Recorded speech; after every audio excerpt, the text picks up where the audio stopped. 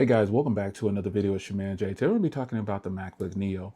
There's a lot of things I've learned about this MacBook just in the last 24 hours alone. It is a very solid machine. In this video, I want to talk about why I like it a lot.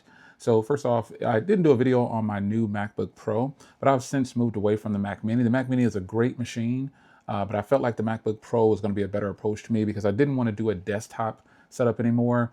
I think the MacBook Pro is great and it's very powerful too. So that is the 1 TB Space Black, the 26 model. They come standard with 1 TB now. So I grabbed this about 4 or 5 days ago, maybe a week ago. And then I just picked this up in the last 36 hours or 48 hours or so. And this is really nice. Yes, I still use Marshall for my speakers. And one thing I didn't review is my 6K monitor. This is a Type-C 6K monitor from LG. And it is so worth the money, way better than the one that Apple gives. That's a whole nother story. But nonetheless, the Neo is a machine that's put together like really nicely. This is premium hardware. And I want to talk about tips for those who, some tips, but I want to talk about the machine, but I want to talk about some tips that I use, or a tip that I use when using this machine, because this is the entry level no touch ID. And let me zoom in here. No touch ID. So a lot of people are going to get this one because it's going to be perfect for students. It's going to be perfect for not just students, but it's just an ultimate machine for a person who wants to get into a Mac. Being able to get this for $499 through the educator's discount, or if you're military, you get 10% off. Either way, $500 for a MacBook. The way that Apple did it, I get it. They're really cutting corners with the processor. But this processor, if you don't know, this processor is the one that was in the iPhone 16 Pro previous year from last year. So this thing can really fly. And what I've noticed is it actually runs way smoother being used in this. Now the iPhones were good. But it runs way smoother than I thought it would in a MacBook. And this is just the genius of them putting a processor that was in one of their cell phones. It's not even the one that's in the 17 Pro. It's the one from the previous generation. They have really done a number on this, and they've really mastered the art of putting together products. And the fact that this is a $500 laptop, that's why, because it's not using the M line. It's not using the M1, M2. It's not using any of the M line. So while it is powerful, and I edited 4K on it with a breeze, no problems whatsoever, it is a cell phone, a previous generation cell phone processor in there. And folks, that's the reason that the price could be $500. And these things are flying off the shelf. They are flying off the shelf. They're just not in stock anywhere. The date just keeps moving every time I go into the website. So I decided I'm going to go ahead and grab me a silver one, get that classic look. This laptop here is just going to be for traveling and when I'm in other parts of my house. But this is my main machine. Like I said, the MacBook Pro is a monster. That's the M5. It is a monster, a powerhouse, and it does everything. I love that it has all the ports, and I can do Type-C right to my monitor up there. And I've had this monitor for probably almost a year, folks. Probably. I didn't do a review. Whenever it came out, that's when I bought it. So 6 months to a year, I guess. I don't know, 3 to 6 months. I don't even remember. But you can just plug right in with the Pro. But this right here does have some limitations. But I want to tackle one thing, a question I think some people might be getting, or that I keep getting already in my comments and online and in forums. How do you unlock this, or what's the easy way to unlock this if you don't have Touch ID? Well, this is pretty simple. If you have an Apple Watch, you can unlock it automatically by doing that. And even though my other computers, all my Macs have Touch ID, I have the Touch ID keyboard. I have the upgraded Mac keyboard that I actually use when I have it closed, the lid closed like this.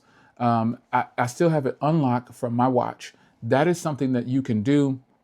You can have it unlocked from your watch. So as soon as I open this up, it'll unlock with my watch, which I think is a great thing. So let's talk about the keyboard. The keyboard is something that I told you guys I was gonna focus on. But before we get to the keyboard, this trackpad here, this trackpad, it's different. It's different than the touch sensitive. This is an actual trackpad. It has click to it. It has actual click. And it's not something to get used to. If you're a Mac person, then yeah, you're gonna feel like you have to get used to it. But every other computer that I use has a trackpad. And so it's nothing to get used to. But what I'm getting at is that it actually feels really good and it's very responsive. So if you were thinking about grabbing this MacBook Neo, Some things you don't have to worry about right out of the gate is the processing power. You don't have to worry about it being weak on power. You don't have to worry about the trackpad being weird or funky because it's just a regular trackpad, folks. There's nothing spectacular about it. It's just Apple's doing a trackpad on here to cut costs. So that's something that you should take note of. The trackpad is actually really, really nice, and I think a lot of people are just going to love this whole package altogether. Now, some downsides of this is that it only gives two options: 512 and 256. And so, with that being said, the 256 doesn't get the Touch ID, but again, that sweet little thing there, just unlock it with your watch, and you are perfectly fine. Every time you open it up, it'll just open up and unlock on its own. And so with it coming in with no Touch ID, it costs $100 more and you get double the storage. I was actually going for that one, but the date kept moving. And every time I would lollygag around, I just didn't go in and get it. So I said, you know what, I'm just going to grab one of these while I can, because I was initially going to get a 512 gig Indigo, because paying for things with Touch ID is actually pretty cool. It's very quick and easy, and it's just a no-brainer though if you have any kind of Mac products. It's really nice. So the Neo not having Touch ID to pay for things, it prompts you because I've already bought something with this laptop, and it just prompts you to put in the password to your laptop. That's all it does. And so I have a code on my laptop, obviously, and I just put that in, and it's all the same. Now I could set up to pay with my watch as well, but it's really not that serious. This is just going to be a laptop to travel with, and then I take it, like if I'm upstairs in my workout room, if I'm in my movie room, if I'm somewhere and I just want to have something with me, this will be the laptop that I grab, and my MacBook Pro will pretty much be seated here in this office. Or if I need to do some heavy work and I don't want to sit in the office, I will go ahead and I will take my MacBook Pro out to where I'm at. But overall, the screen is very beautiful. It looks very good when playing videos and things like that. Let me play something for you. Now, the peak brightness on this is going to be 500 nits, and it does get plenty bright. I can crank it up. You can see the brightness going all the way up there. So it does get really bright. I don't really see the need to put it that bright, but it does get plenty bright if you decide that you want to have the screen up bright like that. But let's put it back to like about 45%. Now, the screen is nice. I'm going to play something here, and then I'll show you the speakers. All right, guys, welcome back to another. First, let's show you this. So this is the screen. It is beautiful, if you ask me. You can see the colors in a 6K monitor than this, but overall, no one's going to be probably really disappointed with this because 500 nits is plenty bright for a laptop. This is just the truth. So I don't think you're going to be focusing on the brightness. This is an Apple display on here, or the display is something that Apple has in their other products as well. And this display is absolutely beautiful. The angles and everything, it looks great. No complaints whatsoever. It is a beautiful laptop for watching media content. Now let's get to something that's not so great. 7, 10.8, 10.6, like flat out just all the time. So my question is, I wonder, what do you think the quarter mile time will be? Now that's playing audio from a video. Let me play some music. Shout out to Tana Solit.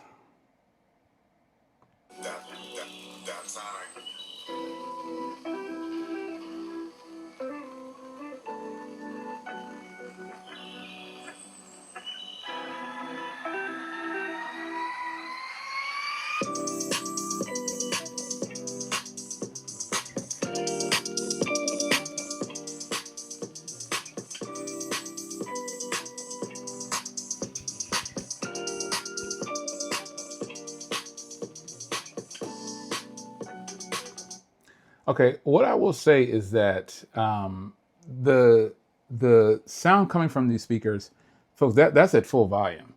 So you're not going to get, I mean, again, they have to cut corners somewhere, but that is where Bluetooth come in. I have tons of Bluetooth, and when you pair the right Bluetooth, you will get, and obviously if you pair your Apple Bluetooth headphones and earbuds and stuff, you're going to get great sound. Superior to that, plug in, folks. Plug in. Just plug in.